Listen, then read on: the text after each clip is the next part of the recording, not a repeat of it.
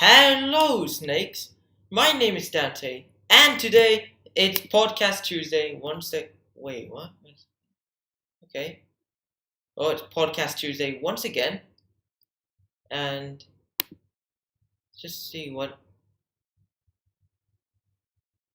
Okay, it's okay. I'm pretty sure it's working. Yeah. Once again, it's Podcast Tuesday.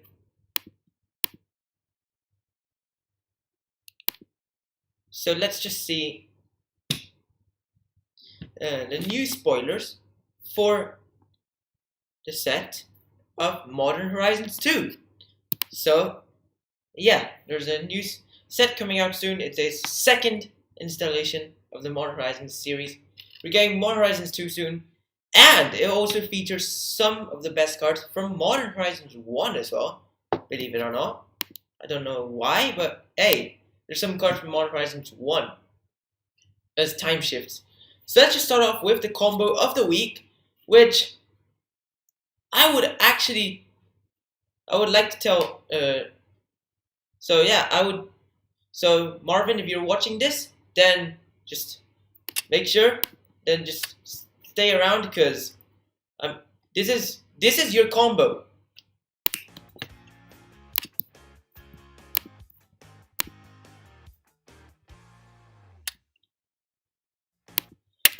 And for the combo of the week, it is this Goblins combo. So, how you set it up? It's turn free. So, you have Conspicuous Snoop. 2 mana, 2/2 Goblin Rogue, which makes you play with the top card of your library revealed. You may cast Goblins from top, and if the top is a Goblin, it has all the activated abilities of that card. Then you play this. You play on turn 2. Turn 3, you play Bogart Harbinger. Searches your library for Kiki Jiki, Mirror Breaker. You put Kiki Jiki on the top. So that means you have Kiki Jiki on the top of your library. Conspicuous Snoop gains the ability to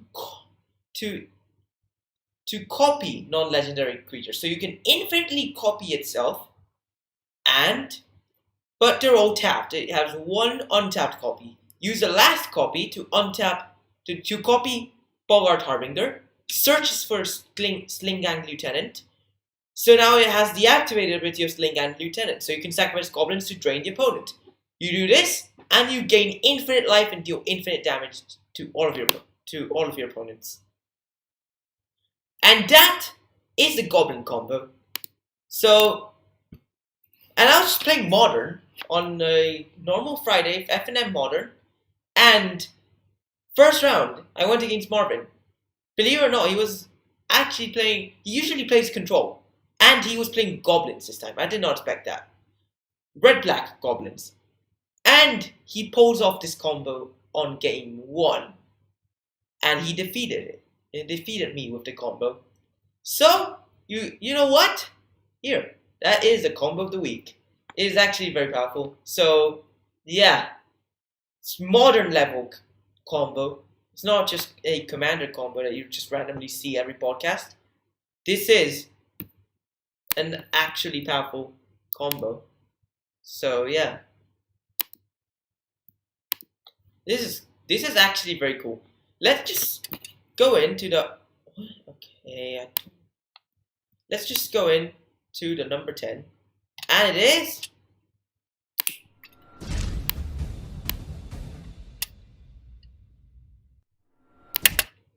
Force of Negation. 3 mana instant, but if it's not your turn, you can exile blue card from your hand rather than pay the mana cost. And you can counter non-creature spell. If it's countered this way, exile it instead of putting it into graveyard.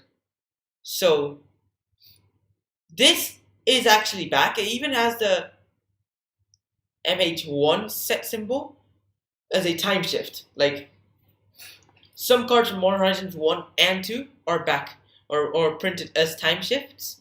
So Force of Negation is actually back. This is actually, Modern Horizons 2 is actually going to be quite different. Because, yeah, time shifts, random showcase variants and stuff like that. Existing modern cards are printed, like, for example, Zendikar Fetch Lands. Yeah. But apart from that, everything else is just gonna be normal. Just be careful, some spoilers are actually fake. So if you want real spoilers, just watch this channel. These are all real. Just I take them from a trusted site and I just put them there. I don't want to reveal it, but it's real. They're all real. Just Force of Negation somehow is back. I don't know why or how, but it's back. It's reprinted. So let's just go in to the number 9, simple 9, and it is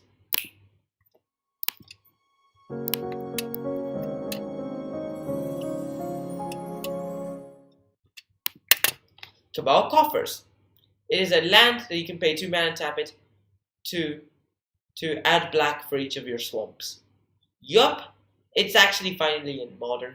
So all of those Urborg synergies are gonna work, but you don't get that many lands.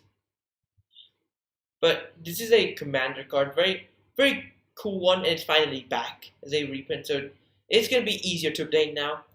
So I might be able to start actually using an actual good commander card rather than having to just use a budget version called Cabal Stronghold from Dominaria, rather than actually being able to use an actual good one. Which I don't know which set is this from. Apparently it's gonna be like 25 Masters, because they'll feature this set symbol as a watermark from the original set if it's a reprint. If it's not a reprint, then it won't have any watermark. It won't be seen on time shifts or showcases, but for normal reprints, and you see the watermark. It's actually cool how they're doing this. It resembles 25 Masters. So it's gonna be a combination between like Time Spiral Remaster, 25 Masters, and Modern Horizons 1. Into Modern Horizons 2. Yes. That's just good. Why did I use a blue? I don't know. It should be black. Yeah, that is cooler now. Fits the color of the card. I just don't know why I put it as blue. But hey, that wasn't the right color. Let's go to the Golden 8! And it is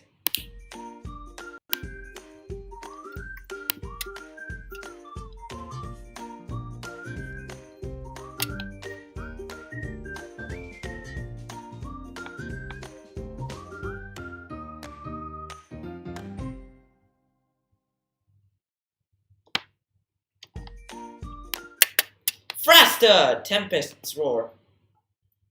Well, basically Gauta's younger brother, I think. I don't know exactly if it's true, but it's a 12 mana 7/7 legendary dinosaur, which has a costs less for each other spell cast this turn.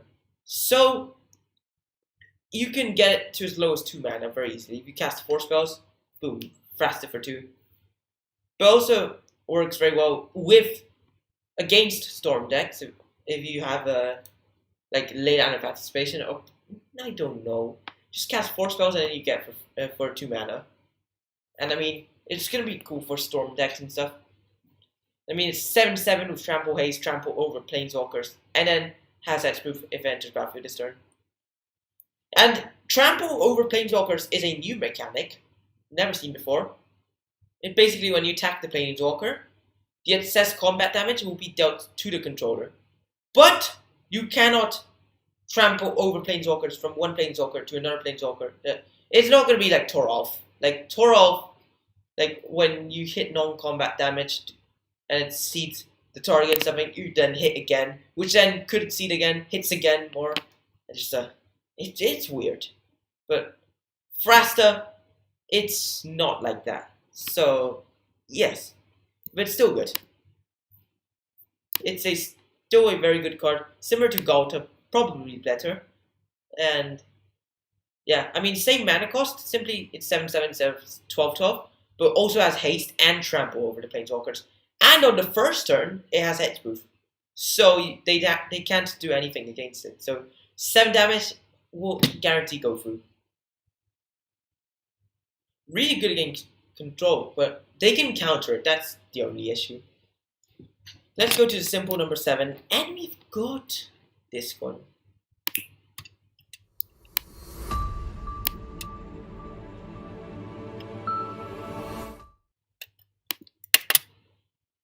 Mill players, watch as I review number 7, Fractured Sanity. 3 mana sorcery. Each opponent can mill each opponent mills 14 cards. You can pay and you can cycle for 2 mana, and when you cycle it, each opponent mills 4 cards. Mill players, this is actually a good one. Modern Commander. I mean, modern decks, this could be a bit too much mana, but I don't know. It mills a lot. Some players were playing the 6 mana mill half. Basically,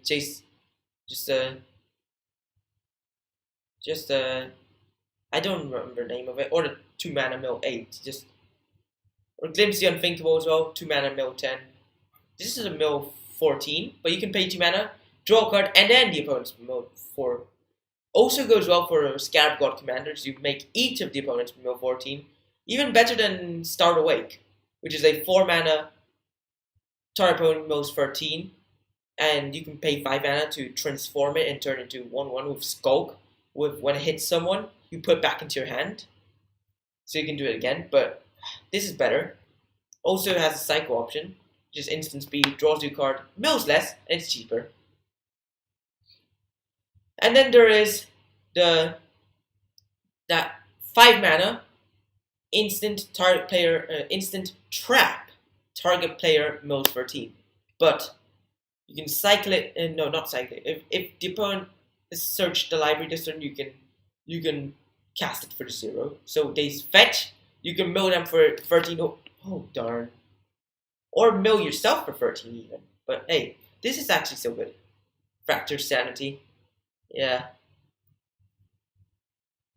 It seems very cool. Maybe not for modern, but Commander players, this will give you a reason to buy Modern Horizons 2. So let's just go in to the number 6. Yeah, I know the number 6 is in a foreign language. Well, not foreign for me, but hey, for some of you it might be foreign.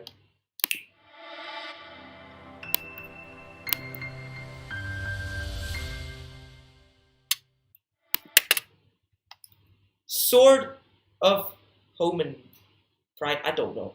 Something like that. It's a 3 mana equipment, which quick creature gets +2/+2 and protection from green and white. And whenever the equipped creature deals combat damage to your player, you exile up to 1 creature you own, then search your library for a basic land, then put both of them onto the battlefield, and then shuffle your library. And it even puts the land on tap and you cook for 2 mana. So yeah, this is what the card does. Yeah, it is. And so that's my translation. So yeah. And this is actually also, and I mean, I read this, I verified the Oracle ruling because some languages have some errors in the language stuff. Like, for example, the original, like, Ugin Spirit Giant from Fate Reforged, the German version, apparently it said that it's out anything that costed X or more rather than X or less in the German text. So if you're just German, you're reading it and like, oh, that's actually powerful. And like, you just zero and exiles everything. Then you just check the rulings and it actually means less on the rulings. Some cards, like in French and Italian, it says to the opponent, but actually the ruling says, in the Oracle text, it says to the player. So stuff like Lava Spike and I don't know what else can actually hit yourself or one of your teammates. I'm pretty sure you don't want to do that. And it can also hit Planeswalkers as well, which is good. Because it's not 3 damage to our opponent, it's 3 damage to our player. Apparently the French variant said it's on opponent, but don't know why. And let's just go into the number 5. And it is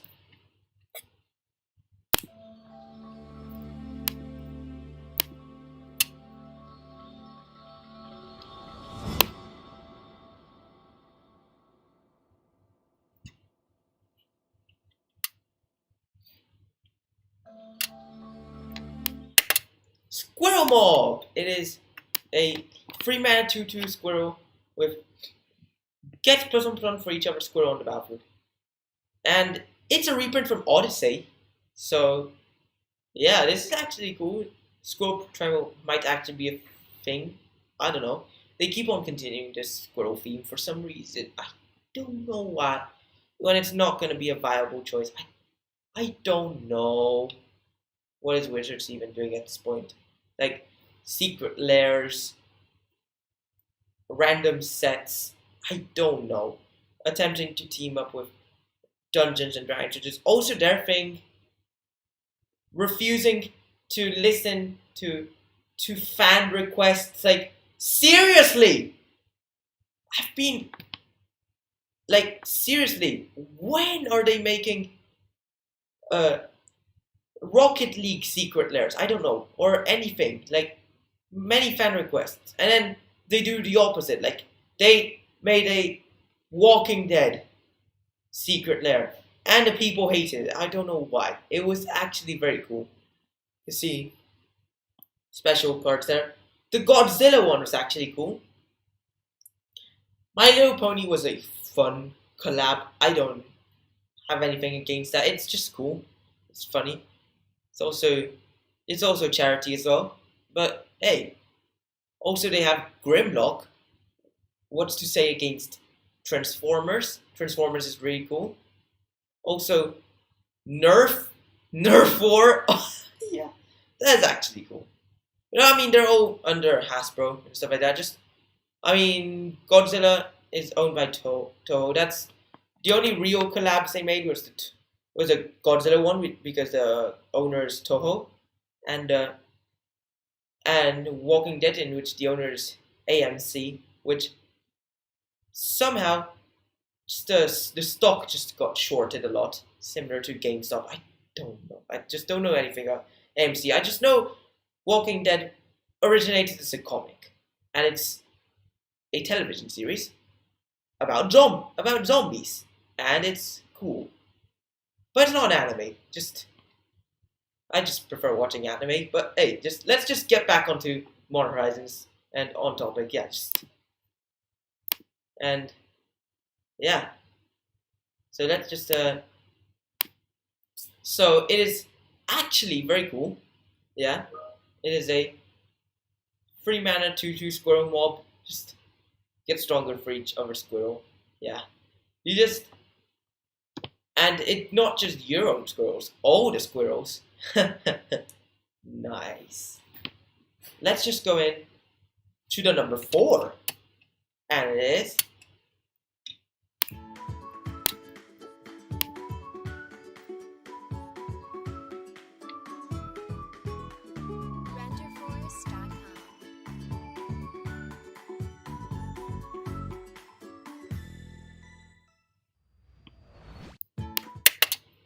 it's Grief. As soon as that got spoiled, the first thing that comes to my head is Jotaro, somehow. And I mean, can't get you wrong. The card's name is Grief, and his phrase is always good grief. He always says that in the anime, and that is actually funny. And it's basically just Unmask, but better. It is a 4-mana 3/2 elemental incarnation with menace. When into the battlefield, target opponent reveals their hand. You choose a non-land card from it. That player discards the card, and you can evoke it by exiling a black card from your hand. So it's just like Unmask, but if you hard cast it, you actually have a 3/2 of menace. Loses instant speed though, but it's still better. And yes, it is a very cool card. Well, can't hit yourself unfortunately, but hey, it is. Why would you hit yourself? Like, there's only specific reasons you do that. Just send something to graveyard. There's probably better ways to do that. I don't believe Grief is gonna help you at all. Yeah, it's actually funny. Yeah,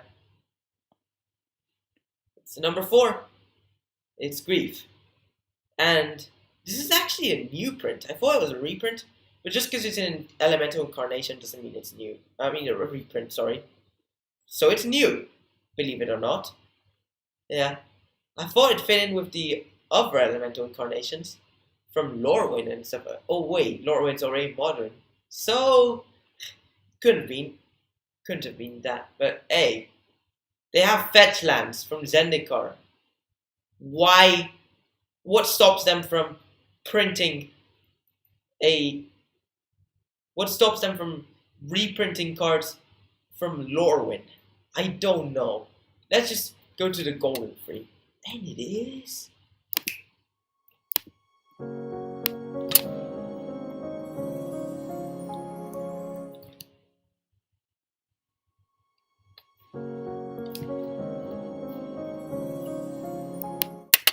Remember to have your entry. And we have U3 Fortune's Flame. It is not really that good for modern, but it is going to be good for commander, especially Locust God. 3 mana, 2/3, legendary Efreet with flying. When it attacks, you can choose a number between 1 and 5. Flip that many coins. For each flip you win, you draw a card. For each flip you lose, it hits 2 damage to you. If you want 5 flips this way, you can cast spells for free this turn from your hand. So just temporary omniscience if you win.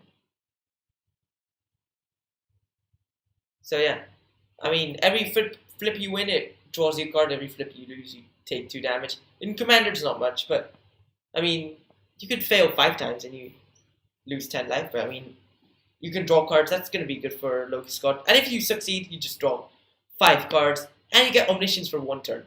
So you just magic cast everything, just draw, and you just win. 1 turn is all you need. It might get to 2 turns. If it gets to 2 turns, then you did it wrong, probably. Or you didn't have the right cards. I don't know. But U3, that's the number 3. Or, oh wait, no, you can't. It's every time it attacks, not when it enters the battlefield. So you can do that any number of times. Like it keeps on attacking, you just keep on doing that. It just draws you cards. It hits you a bit, but if you don't get hit, then use the omniscience and just start casting everything. Let's go to the number 2. And it is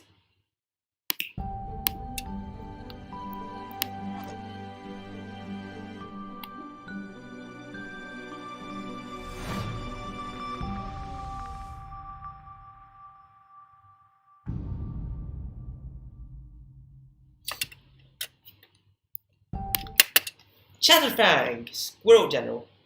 3 mana, 3/3 legendary Squirrel Warrior with Forest Walk. And if 1 more tokens you would be created under your control, you get that many 1/1 squirrels as well. Because those tokens plus that many 1/1 squirrels are created this way. Instead, yeah. But it's not creature tokens. If you create treasures like Hole Breacher, it also gets you not goblins, squirrels. Yes, and you can pay black sacrifice and squirrels. So creature gets plus X minus X into an turn. Wow, this is good. I'm liking this set so far. It's cool. Number 2, Chatterfang, green black squirrel commander. Probably has no chance in modern, but it might. I don't know. Let's just go into the number 1, and it is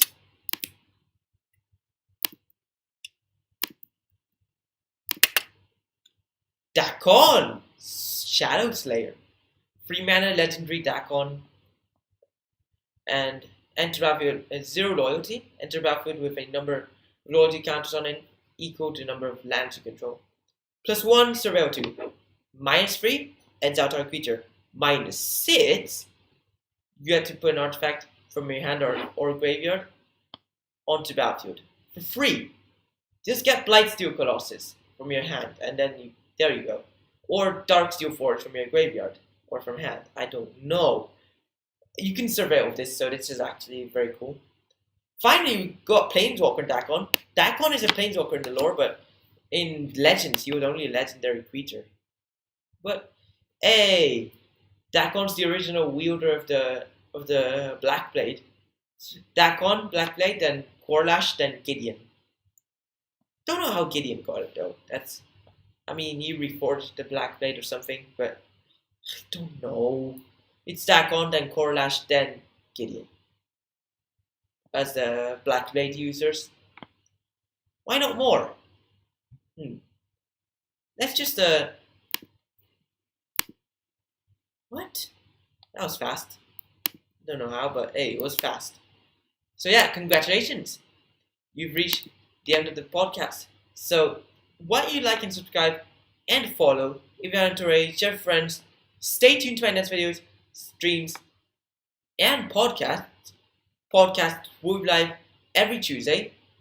So stay tuned to them. Yeah, 4 p.m. GMT or 6 p.m. CET. So stay tuned to them. Watch my other videos too. Thanks for watching. Hope you enjoyed it. And bye.